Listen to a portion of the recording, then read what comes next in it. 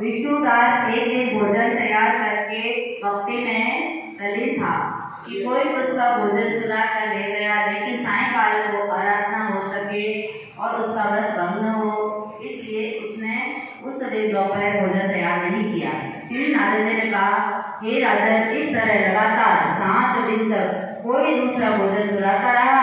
तब वह हैरान होकर सोचने लगा, यह तो बड़ी विचित्र घटना है कि न जाने कौन रोज सवेरे मेरा भोजन चुरा कर ले जाता है।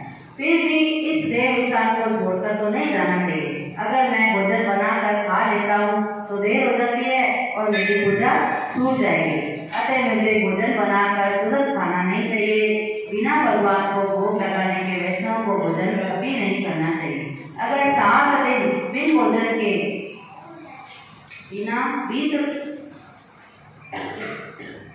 गए तो आज एक दिन और सही। आज मैं भली भांति भोजन की रक्षा करूंगा और देखूंगा कि हर रोज इसे कौन चुरा कर ले जाता है। ऐसा सोचकर विष्णुदास भोजन तैयार करके भोजन के पास छिप कर बैठ गया। उसने थोड़ी देर बाद देखा कि वहां पर एक चांडाल आया जिसका शरीर बहुत दुर्बल था।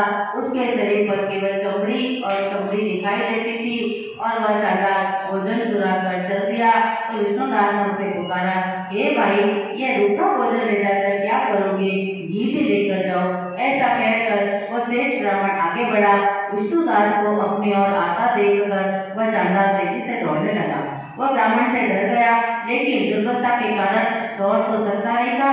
अतः वह भूमि पर गिर पड़ा और मूर्छित हो गया।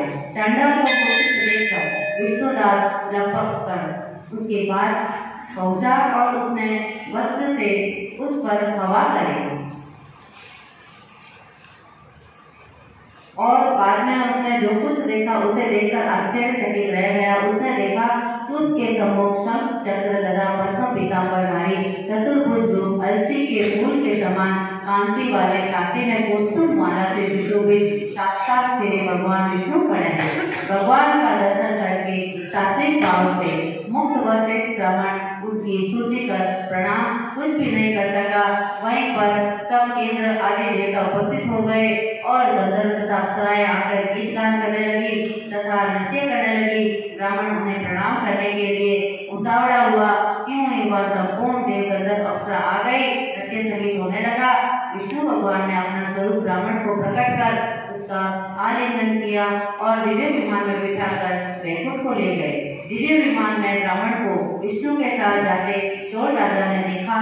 उसने अपने गुरु आचार्य मुद्गल को कहा कि मैंने जो यज्ञ आदि किए हैं वे सब तो व्यर्थ है। जितनी दान दक्षिणा मैंने ब्राह्मणों को दी है वो असफल है। विष्णु भगवान के दर्शन नहीं हुए।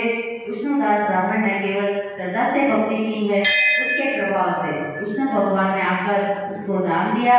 इसलिए भक्ति भी सर्वोपरि है। मुझे भगवान के दर्शन के लिए राजकाज त्याग कर भक्ति करनी चाहिए।